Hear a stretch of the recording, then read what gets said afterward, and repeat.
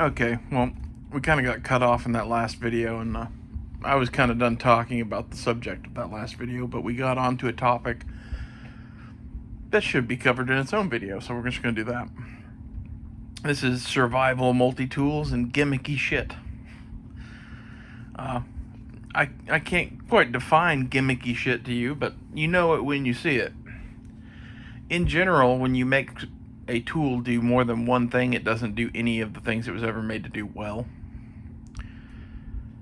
You know, or it maybe does the one function well and all the rest of it is just gimmicky shit. For example, the survival shovels is what I was talking about at the end of the last video.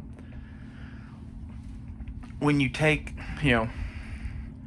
a folding shovel and make it a folding shovel / hatchet / saw / bottle opener / hammer / knife / spear / machete, chances are many of those things it is not very good at. It may be able to technically do them, but it won't do any of them well. It probably still digs holes okay, but of those shovels I've seen in my life, none of them are as good as a fucking US military entrenching tool or just a shovel out of your garden. So those are a waste of money. Survival multi-tools are in general a waste of money. And by that I don't mean like a standard Leatherman, like a Leatherman Wave or Rebar or something like that. Those are just multi-tools, and they're kind of like the exception that proves the rule. There's a lot of good shit packed into one of those. But like the survival Leatherman, the Leatherman Signal, has a ferro rod, a whistle, and a sharpener built into it. And it loses many of the good capabilities that a Leatherman has to get those. And the whistle is pretty much shit. The ferro rod is really, really fucking tiny, and you can only get to about half of it. So it's pretty much shit. The diamond sharpener that they added is kind of curved, so it can do serrations too, which you think, oh, that's great. Oh, they did that because they added partial serrations to the blade, and I don't like partial serrations to begin with, number one. Number two, to sharpen the plain edge part of the blade, you can do it with this little curved diamond sharpener thing, but it's significantly worse in my estimation than a flat diamond sharpener would have been. So it's sort of like everything they added was just gimmicky shit in reality. And I bought a Leatherman Signal when it came out just to check it out, and I ended up selling it like 6 months after I bought it and never even used the damn thing.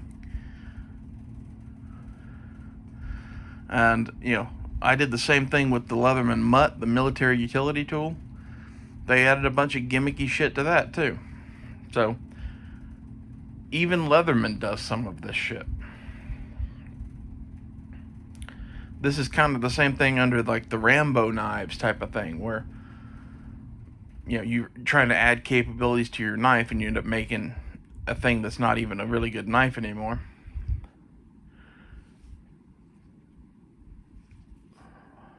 There's most of these things that I've seen that I would point out as survival multi-tools that are shit are shovels, to be honest.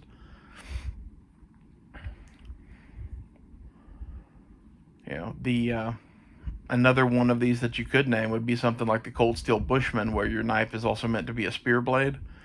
But the thing is, with the Bushman, it's pretty cheap. It's not that great of a knife, but it is a pretty decent spear blade. And that's kind of a hard thing to find on the market. Like, there's a handful of purpose-built spear blades or whatever to make a spear in the wilderness out of, but the Bushman does just about as good a job as any of them, and it's cheap as fuck.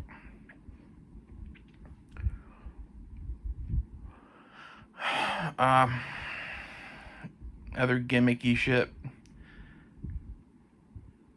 Inflatable tents, I would say, are gimmicky shit. Don't get me wrong, putting up a tent is kind of a pain or whatever, depending on the tent, but having a tent that fucking could pop at any moment and let all the air out of it sucks, and You're not inflating those tents by blowing into them. You're inflating them with a battery-powered pump. So either you have a car with you to run that thing, which is an option, or you're bringing a pretty heavy battery out in the woods to run your fucking inflator for your tent. It's not a way I would ever go. You know, the fucking hunted knife, the Tom Brown Tracker, it's kind of gimmicky shit. You know it when you see it. Like, if it was used in a movie or on survival TV or some shit, chances are it's gimmicky shit, unless it's, a known piece of gear that's been around for forever. Like, there's plenty of those survival shows that had somewhat legitimate experts, like Les Stroud, for example, doing stuff where he had a Swiss Army knife or a Leatherman or a fucking buck knife. That wasn't gimmicky shit, but at the same time, you have Bear Grylls promoting a line of Gerber knives that are total fucking shit. And his other knife that he promoted was... How much was that thing? I looked it up not long ago. It was 740 pounds to buy this knife. I don't know what the pound to dollar exchange rate is, but it's not good. In dollars, it's even more. And it's not that great of a knife either. Like, I've never held that knife, never used that knife, really can't talk to it that much, but at, let's say, $800+ there's 100 other knives that you could buy for $100 or $200 that are going to do equally as well, if not better. Probably better.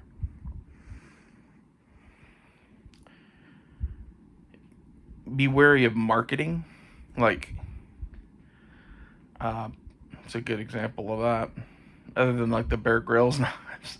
Those are just, like, the ultimate example of, we made a survival line of knives with this survival guy branded on them, and you ought to buy them for your bug out bag. And the sad part is, I actually like the basic Bear Grylls survival knife.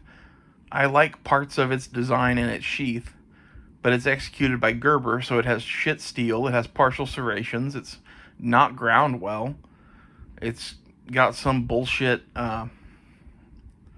hollow grind to a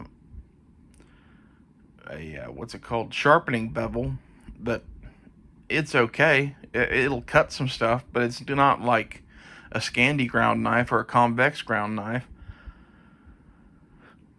It's not my cup of tea. And the cool part about the Bear Grylls knife really was the sheath, because the sheath had a sharpener built into it, and that's kind of fucking cool. I think it had a ferro rod too. And like, if you're gonna put some stuff on a knife sheath, a ferro rod and a diamond sharpener are pretty good things to put on a sheath.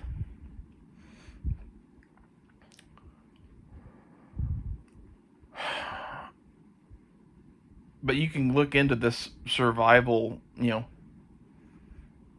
gadget world, and you will find more gimmicky shit than not gimmicky shit.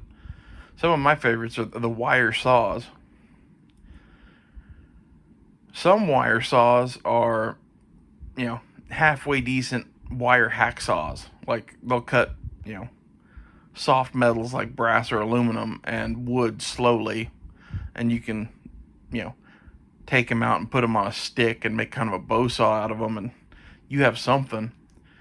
Some of them are like the pocket chainsaw, where I don't care who you are, that thing is basically fucking useless. You can go try one for yourself. I recommend you go do it. It's like $10 or $20. It's the worst money in survival supplies I think I ever spent.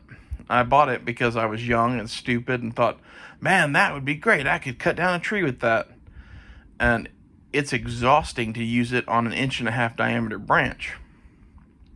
I couldn't imagine trying to cut down a 20-inch diameter tree with it, which is kind of what they advertise it as. Is, look how long this saw is. It's like 36 inches long, and you can cut down whatever you can fit in the jaws. Yeah, if you have like 20 years.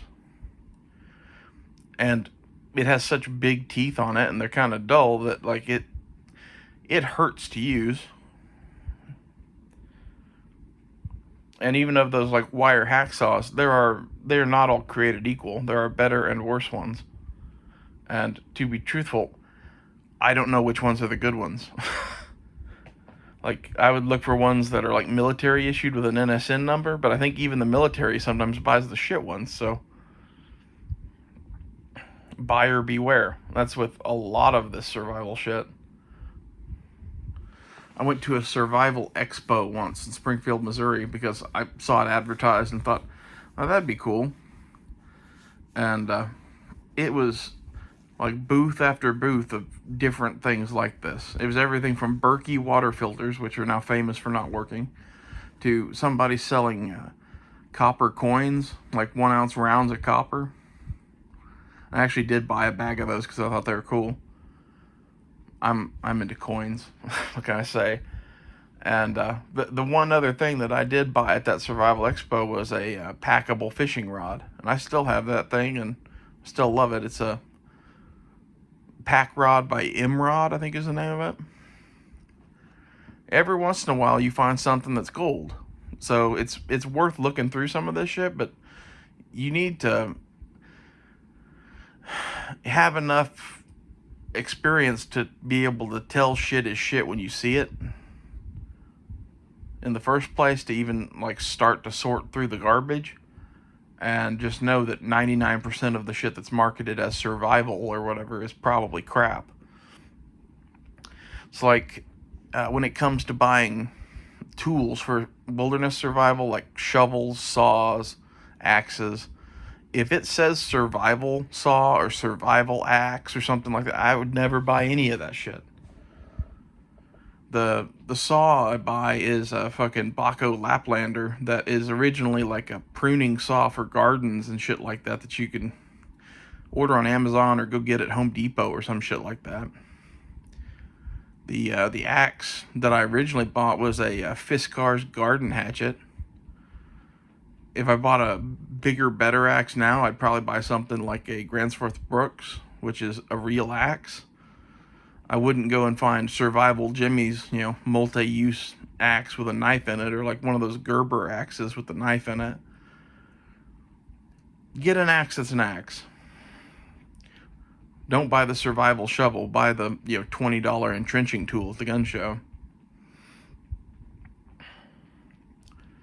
Or the cold steel Spetsnaz shovel. That's what I was getting ready to talk about at the end of that last video. It's one of the few like multi-use things that actually kind of works. You can kind of use it as a hatchet. You can definitely use it as a shovel, and it's sharp enough that if you didn't have a knife, you could almost use it as a knife. That's pretty cool. It's not pretty cool when they include a saw and a bottle opener and a compass and, fishing line. And you can fish with this shovel. You just tie your line directly to the bottle opener. If you see it on, an infomercial, it's probably not good. And like YouTube is full of this shit. There's a channel I used to occasionally watch called Ultimate Survival Tips. That was one of the things that they did, was basically just advertise this kind of shit on repeat. It's amusing, but it gets old after a while. The last one of his videos I watched was, I had watched a season of that show Alone, and one of his videos popped up as what he would have taken on that season of Alone. And that season of Alone was in the Arctic. And he specifically didn't take an axe. And there was something else, I don't remember what it was, where like he took a bag of food instead of something else. And I'm like, so you messed up at least twice by my count. Like, how much of a survival expert are you really? If you're a survival expert or whatever, you know to bring a fucking axe when you go to the Arctic. You can ask basically anyone who lives up in Alaska or Canada. It's the dead middle of winter, and you're going, snowmobiling. Do you throw an axe on the snowmobile? You'll find that anyone who's lived up there for any amount of time does. Same thing with a machete and going to the jungle. That's another thing that can get kind of gimmicky. There's a bunch of different machetes. Some of the machetes with sawbacks are okay. Some of them are not. It kind of depends on who made them. In general, they're kind of like saw blades on the back of knives, except that machetes are actually thin enough to make a halfway decent saw blade. It's still suboptimal. It doesn't really take away from the machete, though, and you gain some sawing ability, so why not?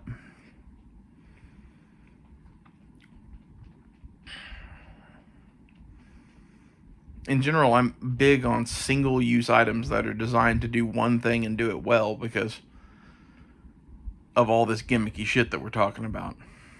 You know, almost anything in the survival or outdoor realm that is designed to do more than one thing falls down this hole of survival shovels and Rambo knives where by the time that they're done adding shit to it, it doesn't do anything well anymore.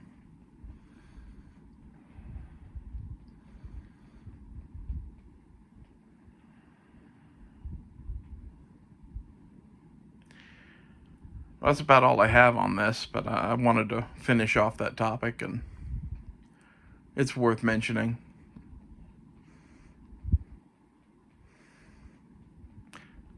I guess another thing that can get kind of gimmicky is fire starters, but the thing with that is most of those actually at least work to some extent. Although I have seen some like weird ass ferro rods that are designed with a spring in them so you can use them one handed or something like that. Like, it's not the worst idea in the world, but it's not. Yeah. That's not my main concern, I guess. Well, I'm an amputee, and that's the only way I can start a fire. Well, then go buy the stupid gimmicky spring loaded ferro rod. You know, I'm not going to dog you too bad on that one, but that's the only thing I can think of in the fire starting realm that's really gimmicky. And with that note, I'll leave you guys. I'll see you later.